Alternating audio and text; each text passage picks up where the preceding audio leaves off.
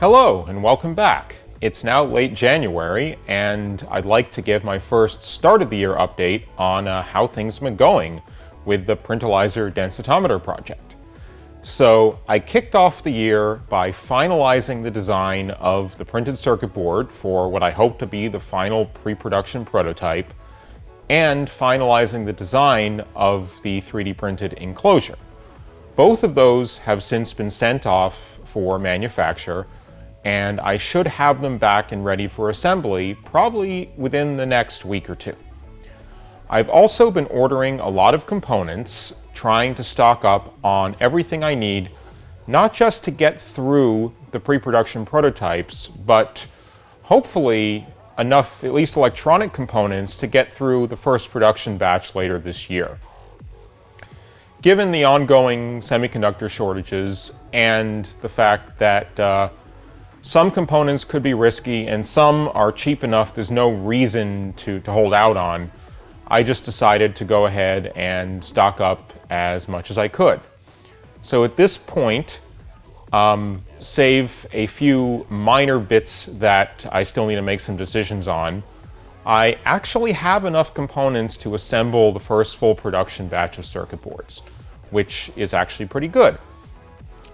The only areas that I need to make some decisions on are how long of a cable to use to connect the bottom and the top, and exactly which tactile switches to use for the buttons on top. The ones I'm using right now work fine, but if you push the buttons at an off angle or if things aren't lined up perfectly, you might click them by accident. So I may try ones that require slightly more force to click. But otherwise, things are going good.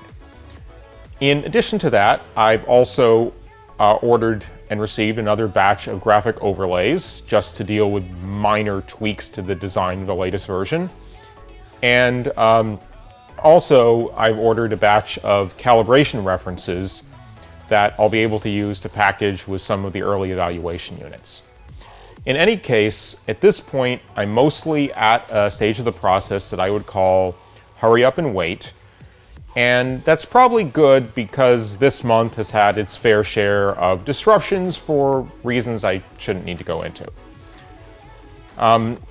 Another thing that I spent a little bit of time with earlier in this month is some very preliminary EMC testing. So any electronics project that you sell on the open market needs some level of approval as far as what electromagnetic emissions that it may generate. I don't expect the Printilizer densitometer to be a cause for concern in this area, but I still don't like having unknowns. So I've added to my lab a spectrum analyzer and various accessories, such as RF probes, an antenna, a TEM cell, a couple of toys that'll be useful for the long term, and I've done some very basic initial testing. As far as I can tell so far, I seem to be doing well. But of course, I'm not in the most RF pure environment right now, so, you know, everything from local radio stations to local air traffic control frequencies to even, you know, home automation protocols do tend to show up in the data, so, you know, take it for what it's worth. I think my biggest concern there was really more about having the ability to duplicate and analyze anything a real test lab would find, rather than simulate their results in entirety, because, you know, I just don't have the resources to do that.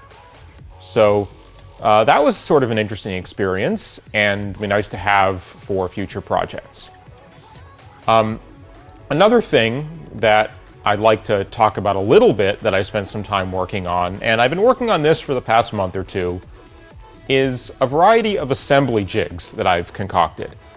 So it's possible to assemble the device entirely, you know, on the bench with no extra help, just by carefully holding things and fiddling them together. But it gets, you know, a little annoying and difficult if you have to do a bunch of them, because the parts of this device aren't designed to sit flat on a table when they're not assembled. So, and there are also some parts that, you know, take a little bit of work to line up, and I need to make sure you do it consistently. So I've built a number of jigs to assist with this. The most basic ones are these, which are designed to hold the top and bottom of the device respectively when it's being assembled. So this one can hold the top of the device. It sits in here and it holds it pretty secure, and it's not going to jiggle around, and you can put this on the table while you're installing the various components.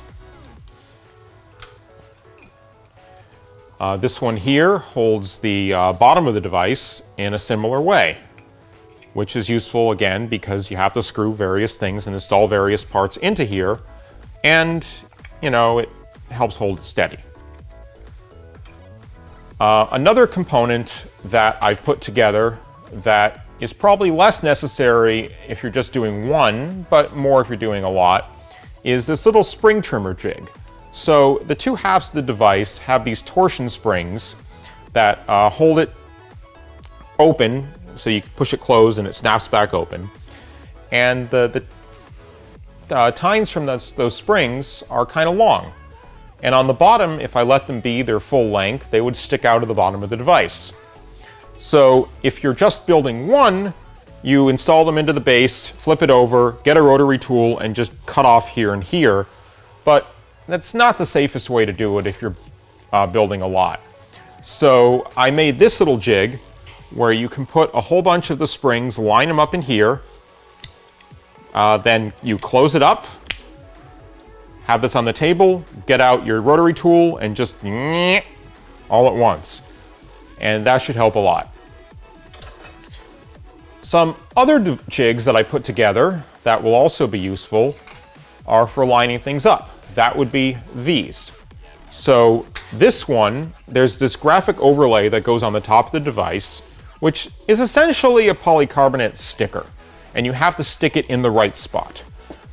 And, good luck consistently lining something up on top of this where all the holes line up, the window lines up, and nothing is out of place.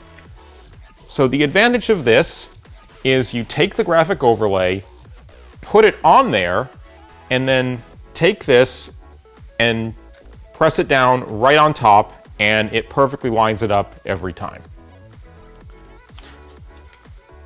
The last jig that I'd like to talk about is this one. This one is for putting the display on the device. Now the display is attached to the circuit board by a piece of double sticky tape, essentially. I've gone through a few options for that, but it's essentially a double sticky tape of sorts. And it needs to be lined up in exactly the right spot.